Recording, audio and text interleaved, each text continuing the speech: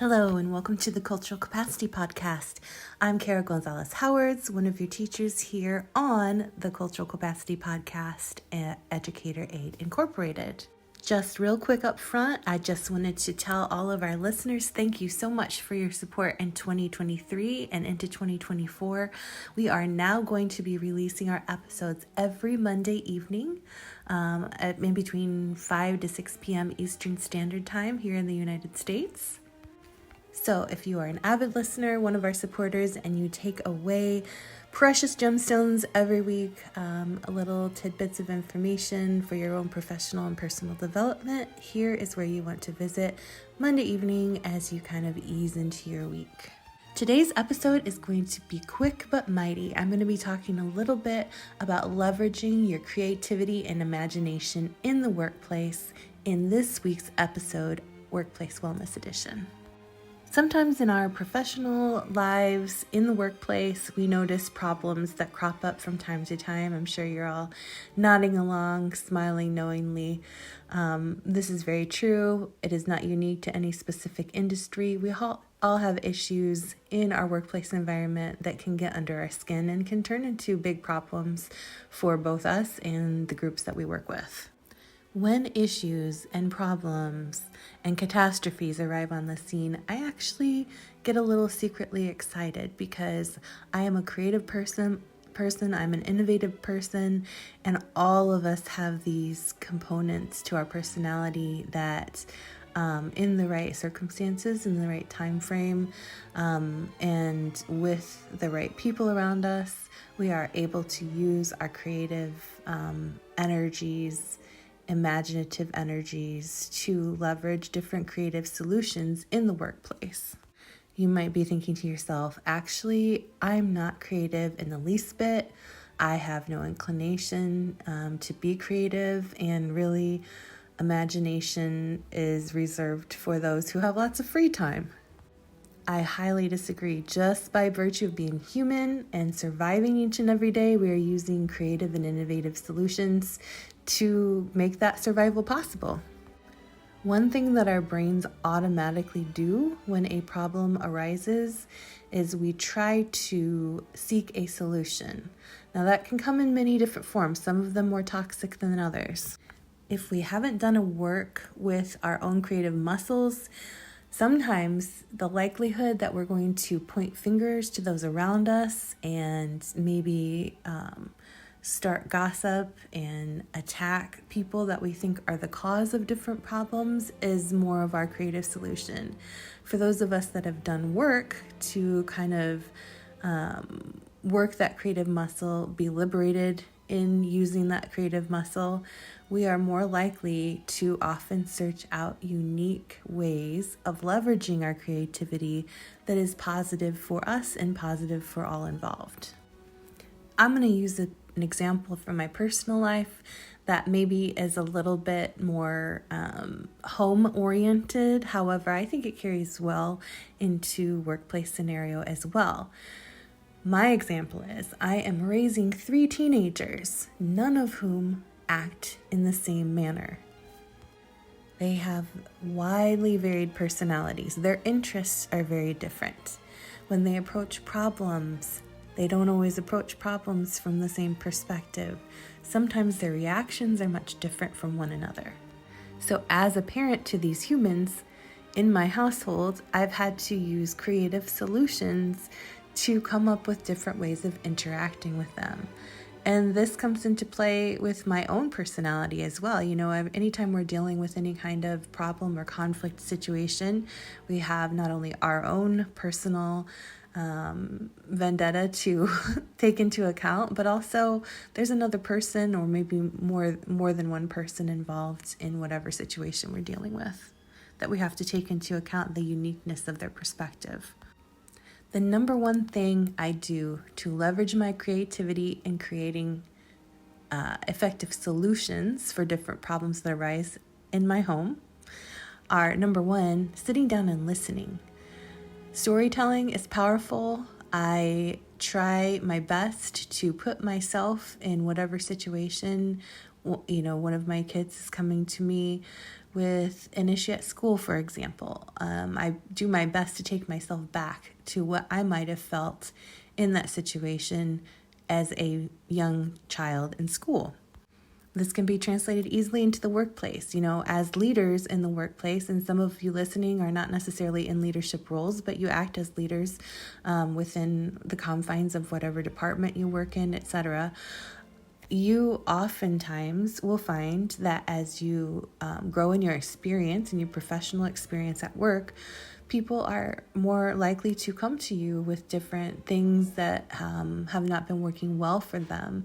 And it's not that it's your responsibility to fix all their problems so that they can have the perfect work environment. However, we are there in a capacity as some sort of figure. Maybe you're not officially a mentor to this person, but in reality, gaining more experience in certain fields of work kind of align themselves with mentorship as you kind of grow in that experience. Back to my children. When I'm in an active moment listening to the storytelling of my children, I will pause and I will ask questions along the way if there's something that I don't understand, something that needs clarification in order for me to get a full picture of what they're going through and what they actually need help with. From that point, I also ask them leading questions as I'm starting to sort of formulate what I think might be a creative solution to deal with this, this issue that came up. I'm going to try to lead them in different ways down a path that maybe they'll be able to discover the solution on their own and kind of teach them this critical thinking, this creative, imaginative thinking along the way. Similarly, in a professional environment, I often use the same tactic. I'm not one to kind of just put my opinion or solution or land on it like that right in the moment of conversation. I think that that's a hard thing to do and gain credibility and also be effective in how you're creatively communicating with others. As it just kind of comes off as, you are always the person that knows it all and you always have the right answer. And that's just definitely not true. And I don't think that's something that any of us really want to project unless we feel like we have an insecurity there. That's a whole other topic for a whole other day. I always encourage my children and my clients to take time with different issues, processing through, an initial conversation is great and helpful for generating creative solutions, but we all need time then after that conversation to individually debrief with whatever subject matter and kind of process things on our own, kind of figure out where we're landing and what might be a viable solution in reality. Part of coming up with creative and innovative solutions to problems that arise is to maintain this open space of mind where you're truly talking through every angle of an issue without judgment on it or without favor towards one solution or another.